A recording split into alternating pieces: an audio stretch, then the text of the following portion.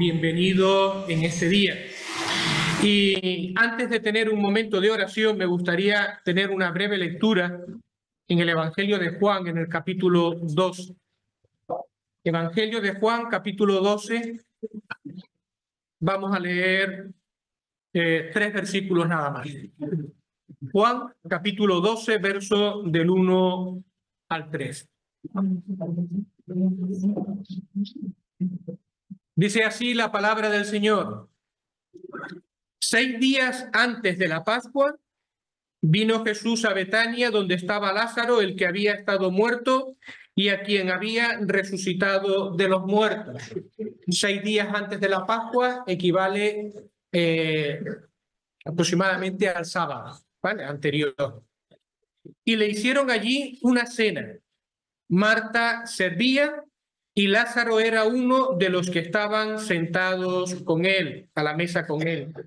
Entonces María tomó una libra de perfume de nardo puro de mucho precio y ungió los pies de Jesús y los enjugó con sus cabellos. Y la casa se llenó del olor del perfume. La siguiente lectura está en Marcos, capítulo 14, a partir del versículo 3. Marcos 14 y versículo 3. Dale una vez para...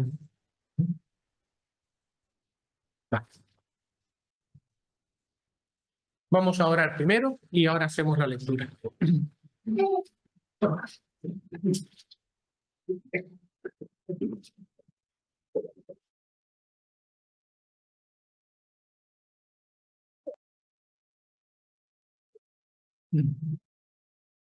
Señor, estamos muy agradecidos por este hermoso día, Señor, que tú nos has concedido en esta mañana, pero un día, Señor, que es hermoso por tu presencia y un día que es hermoso, Señor, porque los hermanos pueden reunirse como parte de tu pueblo, Señor, en este caso aquí en este barrio de Vegueta, y podemos unirnos, Señor, a la adoración de tu pueblo, Señor, alrededor del mundo.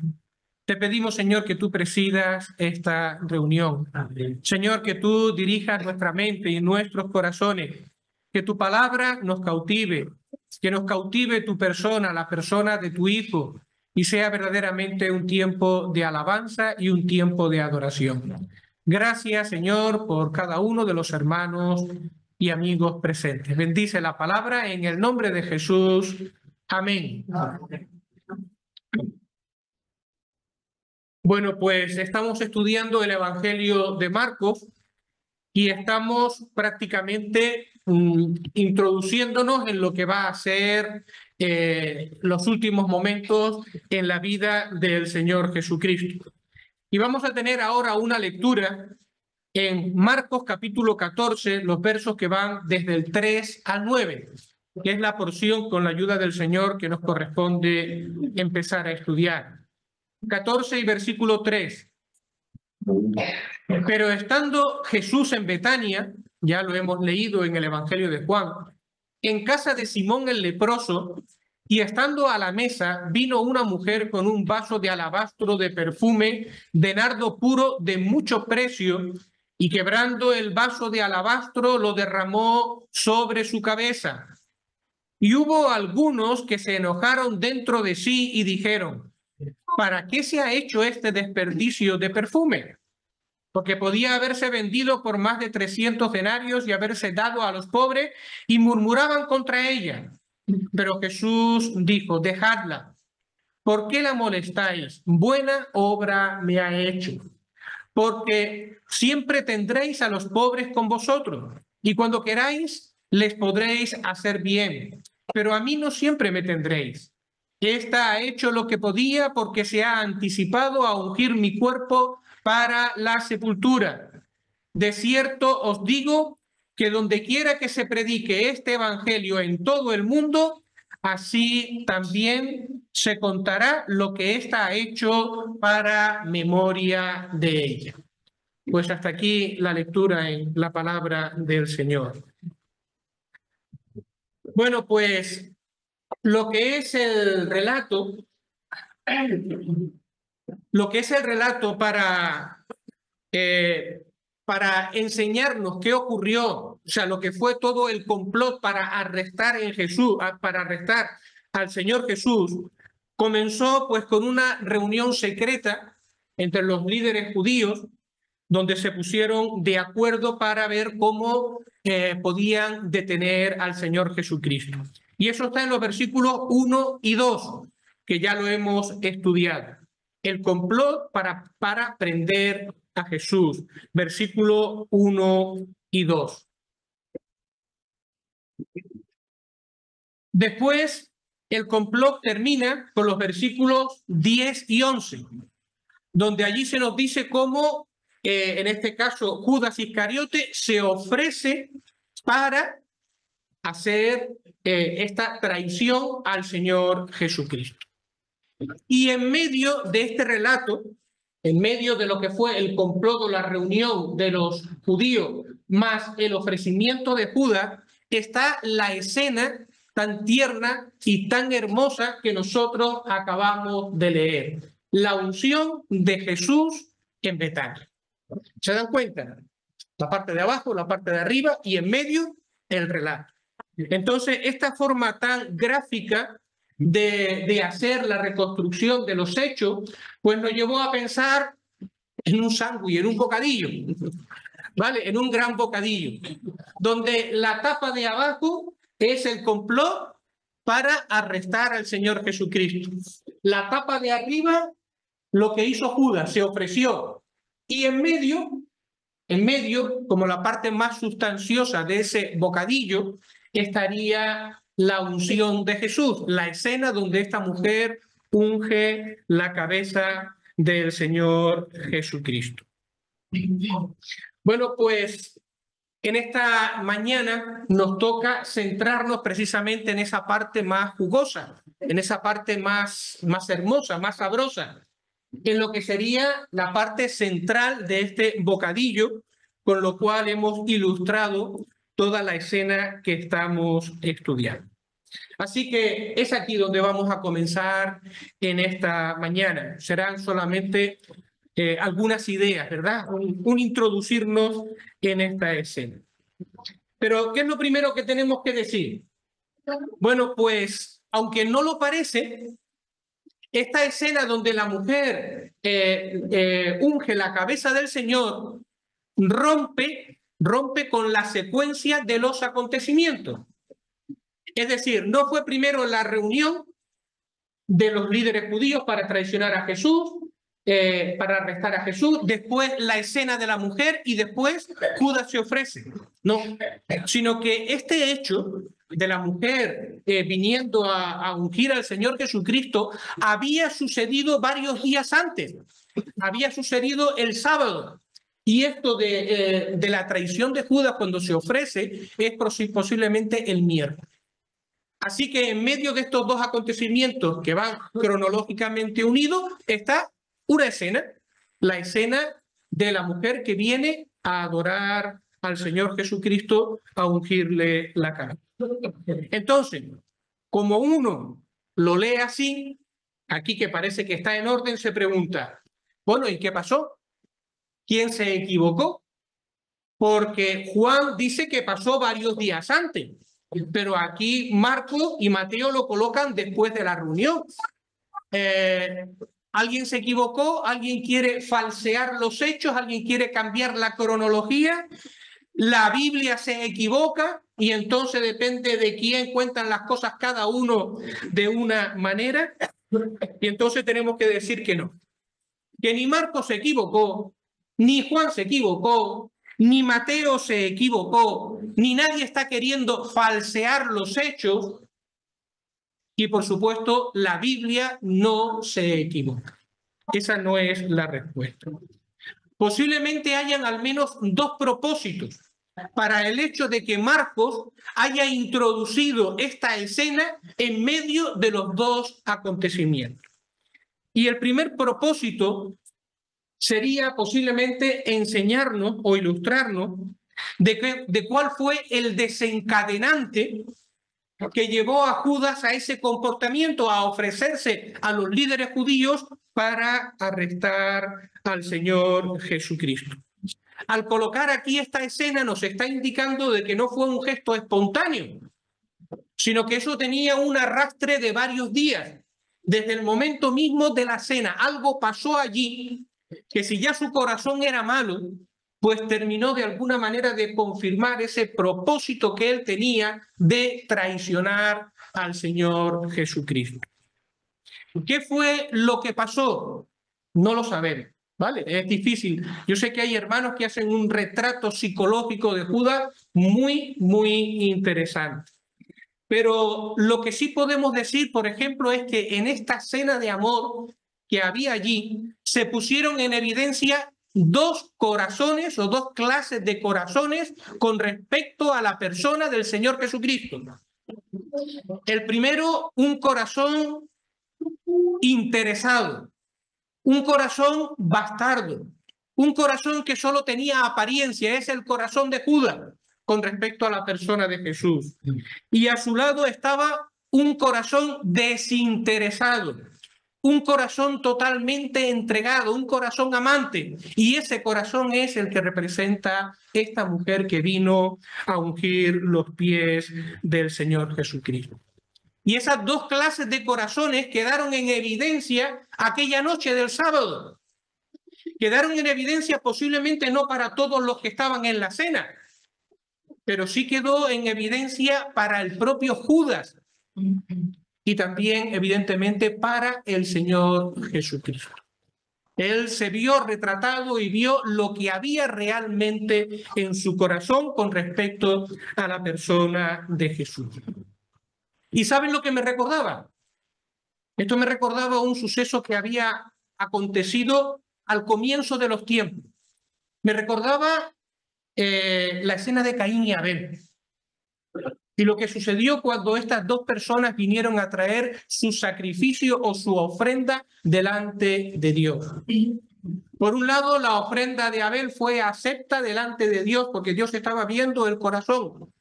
Por otro lado, la ofrenda de Caín no fue acepta delante de Dios. Y en aquel momento quedaron al descubierto delante de Dios también dos corazones, dos formas de acercarse a Dios. Una en sinceridad, en dependencia de Dios, y otra que buscaba las obras y que buscaba la autoexaltación, la de Caín. ¿Y sabéis cómo terminó aquella escena? Pues aquella escena terminó con que Caín aborreció a su hermano y lo mató. Y en esta escena pasó algo similar. La consecuencia de aquella escena de amor ante la persona del Señor Jesucristo, por una u otra razón, terminó en que Judas, con su corazón malo, terminó entregando a la persona del Señor Jesucristo. Bueno, pues eso por un lado. Por otro lado, también el Señor Jesucristo lo dijo, y Marcos tiene este propósito: honrar el comportamiento o la acción de aquella mujer. Y qué mejor lugar dentro de toda esta escena que ahí en medio de tanta maldad y tanta oscuridad, esta mujer que con un corazón sencillo y agradecido viene a rendirse delante del Maestro y a ungir la cabeza del Señor. En el versículo 9 lo dice: de cierto os digo, que donde quiera que se predique este evangelio en todo el mundo, también se contará lo que ésta ha hecho para memoria de ella. Miren, ciertamente, hermanos, en ningún lugar donde se pretenda hablar o se pretenda enseñar acerca de la adoración, se puede pasar por alto el comportamiento de esta mujer, porque ha venido a ser un ejemplo de lo que es la verdadera adoración, esa adoración que Dios busca en nosotros, una adoración en espíritu y en verdad. Hay un coro que tiene las siguientes palabras, y el coro dice así: yo soy un vaso de alabastro, soy el perfume del Señor, muy alto precio pagó en la cruz, me quebraré, me derramaré en los pies de Jesús. Y antes de continuar con esta exposición, pues hay un grupo de hermanos que ha preparado un cántico. Así que le vamos a dar paso y ellos van a compartir con nosotros la letra de este precioso cántico. Vamos a escuchar.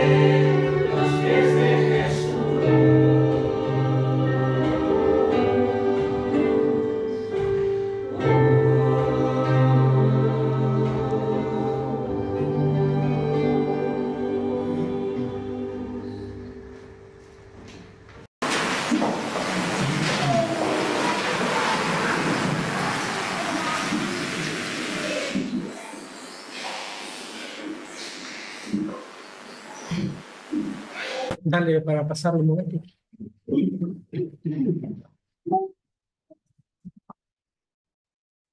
Bueno, pues damos las gracias al Señor por estas bellas palabras y que nos sirven para adentrarnos en lo que es la historia o el relato que ahora sí vamos a comenzar a estudiar después de esta breve introducción. Dice el versículo 3, Marcos 14 y versículo 3. Pero estando él, Jesús, en Betania, en casa de Simón el leproso, y estando Jesús sentado en la mesa, vamos a dejarlo aquí, y estando Jesús sentado en la mesa. Miren, la escena sucede en la aldea de Betania, la que hemos escuchado y la que hemos leído. Una aldea que estaba muy cerca de Jerusalén. Era la aldea donde Jesús solía descansar cuando iba a Jerusalén. Y durante todos estos días previos a lo que es el arresto, el Señor subiría desde Betania a Jerusalén y descendería hasta este lugar para descansar por la noche. Y dice también la escena o el versículo que estaba en casa de Simón el leproso. Evidentemente, el leproso era el apodo que se le había quedado. Lo más probable es porque fue leproso y fue sanado. Si esto es así, pues también toda la lógica indica de que fue sanado por el Señor Jesucristo. Por lo tanto, era un hombre que había experimentado en su propia vida el amor del Señor, la sanidad del Señor. Y ese día, aquel sábado, ya por la noche, después del reposo, abrió su casa para que todos vinieran para tener esta comida. La expresión que dice que estaba sentado a la mesa, literalmente estaba recostado a la mesa. Vale, uno dice, vaya, qué mala educación. No, es que el comer recostado en divanes era la manera de comer en las celebraciones, no la de todos los días. Pero cuando había una celebración, la gente se recostaba alrededor de la mesa. Entonces, el hecho de que aquí se utilice la expresión estaba sentado, es decir, recostado en la mesa, significa que era una celebración. Y el motivo de esa celebración era la persona de Jesús.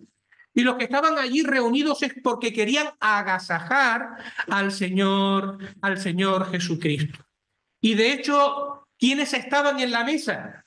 Bueno, pues por el relato también de Juan sabemos que estaba Lázaro, aquel que había sido resucitado por Jesús y que involucrados en lo que era la cena estaba Marta y también estaban María, todos alrededor de la persona del Señor Jesucristo. Y puede haber una escena más hermosa, ¿verdad? Que ver a hombres y mujeres que de alguna manera han recibido el beneficio del Señor Jesucristo reunidos en torno a su persona. Porque ese es precisamente lo que nos reúne en esta mañana. El propósito que tiene el juntarnos aquí. El Señor Jesucristo está en medio de nosotros. Pero en medio de nosotros también están estos símbolos que nos hablan acerca de su obra, de lo que Él ha hecho por nosotros. Y Él es Él, es su persona, es su obra, lo que nos convoca y lo que nos reúne durante esta mañana en su presencia, como en aquella comida de amor que se celebró en Betania. Pero la lectura sigue. Hemos solamente leído una primera frase del versículo. Dice entonces que estando allí en casa de Simón, estando sentado en la mesa, recostado, vino una mujer con un vaso de alabastro de perfume de nardo de mucho precio. Entró una mujer. Nosotros sabemos quién era porque Juan lo dice, el otro evangelista, y de hecho fue una de las lecturas que hemos hecho. Esa mujer que misteriosa aquí en Marcos es ni más ni menos que María. María, la hermana de Lázaro. Sin embargo, aquí es anónima. Marcos no dice quién es anónima. Es una mujer que entra y se presenta delante del Señor. ¿Por qué Marcos no la menciona por su nombre? Bueno, pues hay varias explicaciones para intentar razonar este hecho.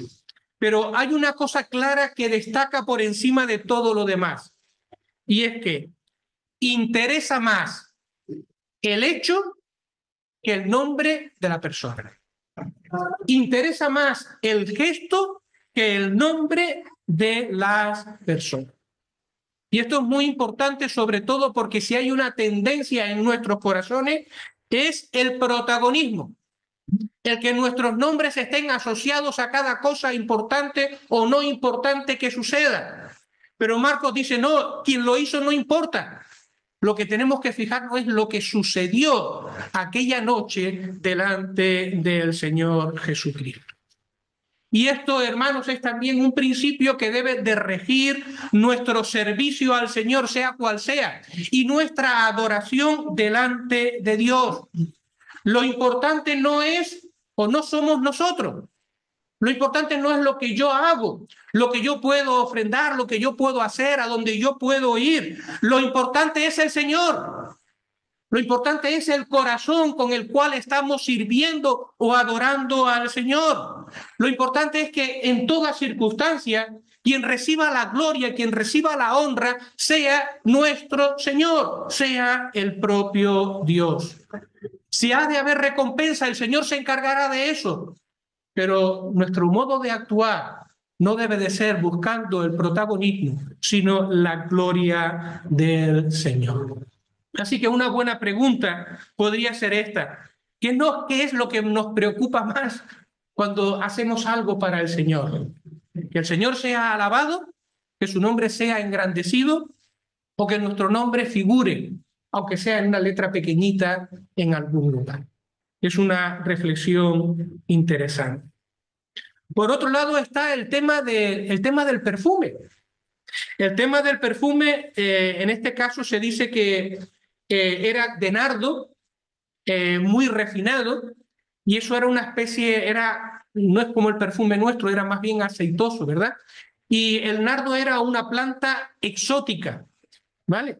Entonces venía de países lejanos y se importaba en frascos de alabastro, que era una especie de roca blanda que se podía tallar, y estaban sellados. Bueno, pues esa era la manera desde lejanos países traer aquel perfume que tanto se valoraba en medio de la cultura, romana. Alguien dice no, que si alguien dice durante la cena que aquel perfume tenía el valor de 300 denarios.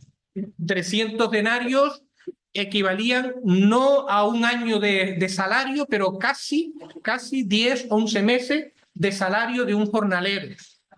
Por lo tanto, un salario de jornalero tirando a lo bajo, ¿vale? Así que, por lo tanto, podríamos pensar que, sin poner una cantidad, pero varios miles de euros valía aquel perfume. Eso con toda seguridad. Así que, sin duda, era un tesoro. Un tesoro que aquella mujer, por alguna razón tenía, había acumulado dinero, lo había comprado y lo guardaba como algo muy valioso, su posesión más valiosa.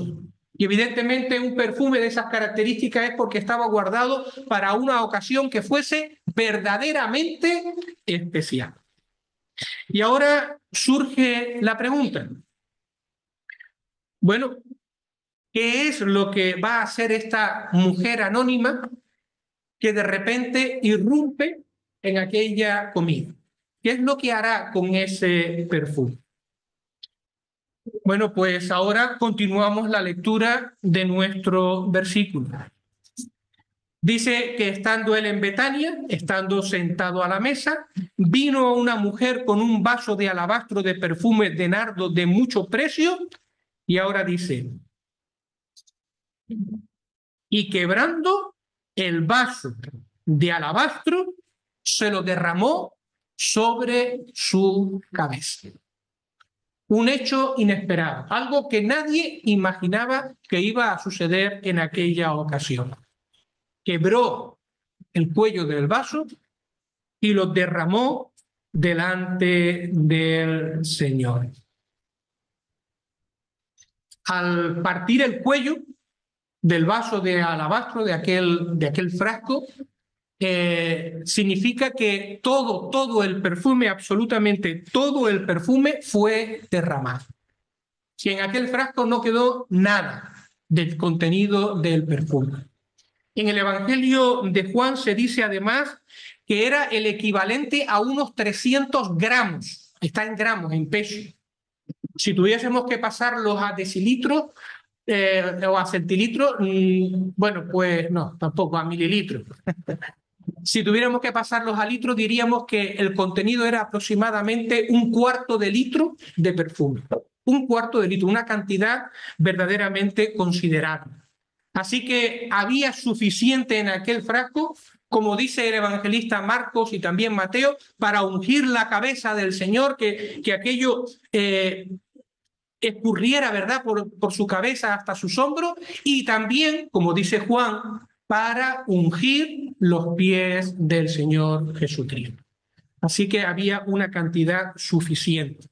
Y claro, tratándose de esa cantidad y de este gesto tan valioso, es normal lo que dice Juan en el versículo 3, después que quebró y que derramó el perfume en los pies del Señor. ¿Saben cómo termina? Y la casa se llenó del perfume. Y la casa se llenó del olor del perfume. Qué gesto, ¿verdad? Y qué momento tan hermoso y tan solemne el que se vivió en aquel lugar. No era la primera vez que alguien venía y derramaba perfume, en este caso a los pies de Jesús. Esto también había sucedido, yo no sé si un año antes o unos meses antes, en Galilea, ¿vale? En la parte de arriba. Esto es en Jerusalén, en Judea. Pues en Galilea se vivió una escena muy parecida. En ese caso fue de una mujer pecadora que entró cuando Jesús estaba comiendo en casa de otro Simón, pero que era fariseo, para nada un amigo o un íntimo de Jesús, ¿vale? Y se presentó allí y derramó perfume y lloró y lavó los pies de Jesús. Pero esa fue, como acabamos de decir, otra escena. Ahora, ¿qué representa este quebrar? ¿Qué representa este derramar el contenido de aquel frasco de perfume sobre la cabeza de nuestro Señor? Bueno, pues sin duda ninguna, aquello fue una manera de expresar la profunda gratitud y el amor que había en el corazón de esta mujer hacia la persona de Jesús. ¿Y cómo puedo mostrar, cómo puedo poner en evidencia todo lo que siento hacia mi maestro? Pues trayendo a él el mayor tesoro que yo tengo y derramándolo delante de él o derramándolo sobre él. Aquel quebrar, aquel derramar completamente el perfume, estaba expresando que había una entrega incondicional del corazón delante del Señor Jesucristo. La siguiente pregunta podría ser esta. ¿Y qué motivos tenía esta mujer para venir con su tesoro y quebrantarlo y expresar esta entrega tan sincera delante del Señor Jesucristo? Bueno, pues sin duda alguna, era una mujer agradecida. Era una mujer agradecida. Una mujer agradecida por muchas razones. En primer lugar, porque Jesús había resucitado a su hermano. Eso había sucedido unos días antes. El Señor Jesucristo, de una manera literal, había secado las lágrimas del dolor de aquellas mujeres, las lágrimas de su dolor. El Señor las había secado y las había cambiado por lágrimas de gozo, por lágrimas de alegría. Y todo esto lo hizo el Señor Jesucristo a pesar de las dudas, porque fue un momento difícil cuando vieron llegar al Señor Jesucristo y ya el hermano había muerto. Bueno, pues a pesar de las dudas, a pesar del reproche que llegó a ver en los labios de María con respecto a la persona de Jesús, vio cómo el Señor Jesucristo, por encima de todo eso, resucitó a su hermano y sanó el dolor que había en su corazón. ¿Qué razón tenía una mujer como María para derramar su corazón de esta manera a través del perfume delante del Señor? Bueno, pues porque más allá de las obras que Jesús había hecho y que ella era beneficiaria, era una mujer que estaba maravillada de la persona y de las enseñanzas de Jesús. Era una mujer que había entendido perfectamente que aquel era el Mesías prometido, y que además estaba en su casa, y que además tenía el privilegio de servirle en ese momento. Y también había percibido, había entendido cómo el Mesías había transformado su vida. Ella ya no era la mujer de antes. No solamente después que resucitó a Lázaro, sino desde que venía a su casa y se sentaba a sus pies para escuchar su palabra. Era una mujer transformada, cambiada por la presencia del Señor Jesucristo, y le amaba profundamente.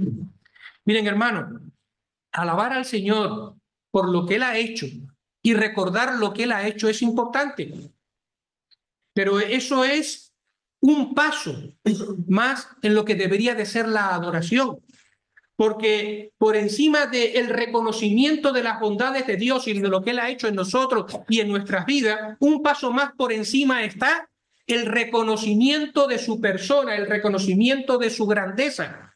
Y qué hermoso es cuando adoramos a Dios, no solo por lo que Él ha hecho, sino teniendo en nuestra mente y en nuestro corazón quién es Él. La grandeza del ser de Dios, la grandeza de la persona de Jesucristo. Y eso nos lleva a postrarnos y nos lleva a quebrantarnos delante de Él. Así que María tenía muchas razones para poder venir de esta manera delante del Señor. Conocía a Jesús, sabía quién era, estaba maravillada de su persona y agradecida por todas las cosas que Jesús había hecho. Y nosotros, hermanos, y nosotros, ¿qué valor le concedemos a la persona del Señor Jesucristo? ¿Ha venido a ser algo tan cotidiano y tan normal en nuestras vidas? ¿O realmente nos paramos a que haya un ejercicio para la contemplación del ser, de la maravilla de la persona que después es nuestro Salvador, aquel que se ha acercado a nosotros? No podemos olvidar, hermanos, que a pesar de nuestra condición, el cielo entregó lo más valioso que tenía por nosotros. No podemos olvidar que Jesús de manera voluntaria dejó su gloria, dejó su lugar en la gloria para hacerse hombre y descender a este mundo. Y si esta mujer derramó aquel perfume, derramando su corazón, el Señor Jesucristo derramó de manera voluntaria su vida en la cruz del Calvario para que tú y yo podamos tener vida.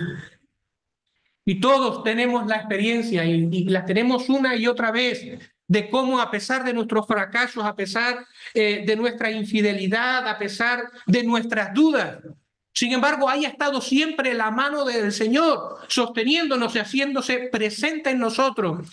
Cuando nosotros decimos, no lo merezco, pues ahí está el Señor.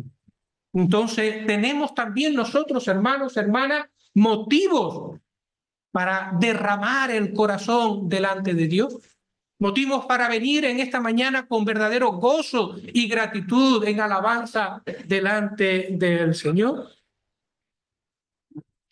¿Qué menos, verdad?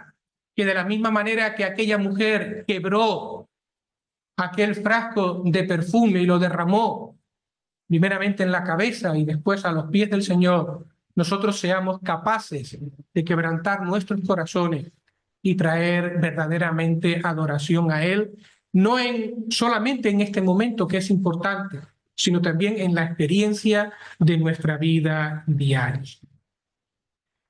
Miren, El versículo dice que trajo un vaso de perfume o una jarrita de perfume de alabastro, lo quebró y lo derramó sobre su cabeza. Y yo no podía evitar, aquí está la pregunta, ¿no? ¿Cómo se traduce este gesto de la mujer en nuestra experiencia? Yo no podía evitar, al leer esto, en el recordar algunas analogías que se hacen y que me saben mal, ¿vale? Que me saben mal. Y estoy pensando en esas personas que desde el púlpito, pues invocando lo que hizo la viuda pobre, que trajo todo lo que tenía, o invocando el gesto de esta mujer que trajo todo lo más precioso que tenía para derramarlo al Señor Jesucristo, pues empiezan a hablar de que si nosotros queremos recibir bendiciones del Señor, si queremos ser bendecidos por el Señor, si el Señor... Tenemos que traer lo mejor que tenemos y ponerlo a los pies del altar. Y hay que traer el dinero y ponerlo a los pies del altar. Y hay que traer las joyas y hay que traer las cosas valiosas y ponerlas ahí en la reunión delante del altar. El altar es la plataforma donde el orador está subido. Ese es el altar, a sus pies. ¿Y qué sucede después con eso? Porque generalmente lo que sirve es para mantener el nivel de vida de ese pastor o de ese predicador, mantener el nivel de vida de ese profeta o llamado profeta, yo lo tengo aquí entre comillas, para mantener el nivel de vida del llamado apóstol y de todo el séquito que le rodea, para mantener la infraestructura de todo el chiringuito, y ya está. Eso es al final lo que hace la persona que sinceramente se deja arrastrar por estas cosas al traer su dinero y poner sus cosas allí. Pero esto no va de eso. Esto no va de eso, no va de entregar dineros, ni entregar cosas valiosas, ni entregar coches, ni entregar propiedades, y menos aún a las personas. Ella, cuando vino y cuando derramó lo que tenía, lo que tenía de valor delante del Señor, no lo hizo esperando nada a cambio. No esperaba ninguna recompensa, ni que nadie le doblaría lo que ella había hecho. Ella lo hizo de manera totalmente espontánea, voluntaria, y sabiendo que perder, en este caso dar o derramar, ya no lo iba a recibir más, era el mayor privilegio que ella tenía, el mayor gozo que podía expresar. Y como hemos dicho, aquello tenía que ver con un derramamiento, con un quebrantamiento del corazón, de poner la vida delante del Señor. ¿Cómo se traduce esto en nuestra experiencia? ¿Cómo puedo yo imitar el comportamiento de esta mujer? Bueno, pues el apóstol Pablo, que seguramente conocía perfectamente esta escena en la vida del Señor Jesucristo, nos da, o por lo menos tengo yo aquí, 3 versículos que merece la pena, por lo menos, que los leamos. Y que delante de Dios respondamos al desafío. En primer lugar, Romanos, capítulo 12 y versículo 1. Romanos 12 y capítulo 1.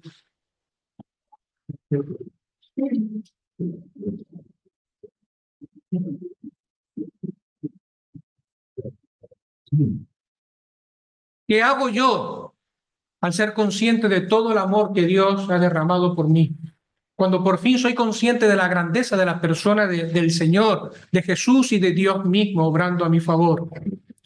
Pues dice Romanos 12:1, así que hermanos, os ruego por las misericordias de Dios que presentéis vuestros cuerpos en sacrificio vivo, santo, agradable a Dios, que es vuestro culto racional.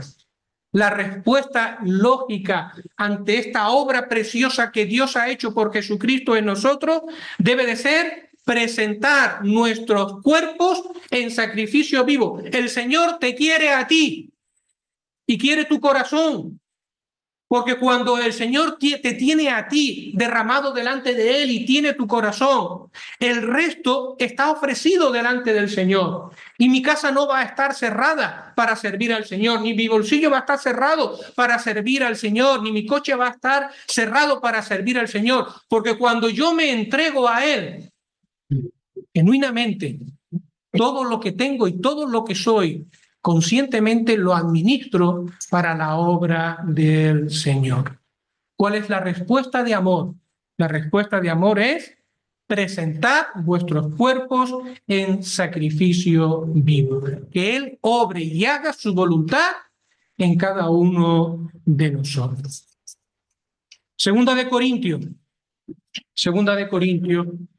capítulo 5.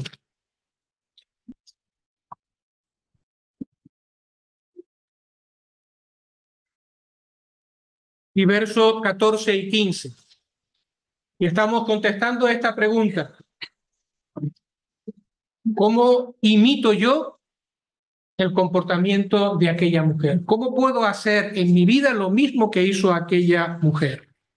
Pues mira, 2 de Corintios capítulo 5 y verso 14. Porque el amor de Cristo nos constriñe, nos obliga, nos aprieta, pensando esto, que si uno murió por todos, luego todos murieron. Y por todos murió, para que los que viven ya no vivan para sí, sino para aquel que murió y resucitó por ellos. ¿Quieres responder al Señor Jesucristo por el amor expresado en la cruz del Calvario? ¿Quieres traer la ofrenda que a Él le agrada? Bueno, pues Él te dice, no vivo yo, mas vive Cristo en mí. Deja que Él viva. Deja que Él viva en tu vida, que se manifieste en tu vida, que tu corazón a partir de ahora sea también el corazón de Cristo. No solo tu Salvador, sino que se manifieste como lo que es. Él es el Señor. Pues que se manifieste verdaderamente como lo que es en tu vida. ¿Quieres una respuesta en el contexto del Nuevo Testamento a lo que hizo, semejante a lo que hizo esta mujer, ungiendo la cabeza y los pies del Señor Jesucristo? Los Gálatas, capítulo 2 y versículo 20.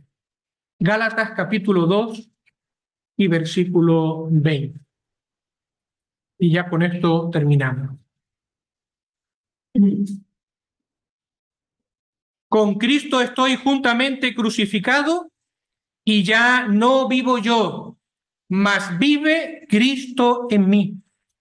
Y lo que ahora vivo en la carne, lo vivo en la fe del Hijo de Dios, el cual me amó y se entregó a sí mismo por mí. Aquí hay dos verdades realmente hermosas involucradas. Por un lado está nuestra posición. Nosotros que hemos creído en Cristo, estamos posicionalmente en Cristo y por lo tanto hemos muerto juntamente con Cristo. Pero ¿qué es lo que se nos pide? Se nos pide un paso más.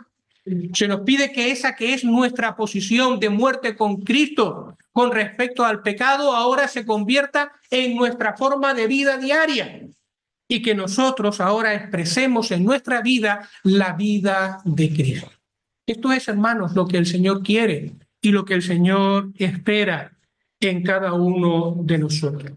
Dinero, joyas, propiedades, coches, sí, son necesarios para la obra del Señor.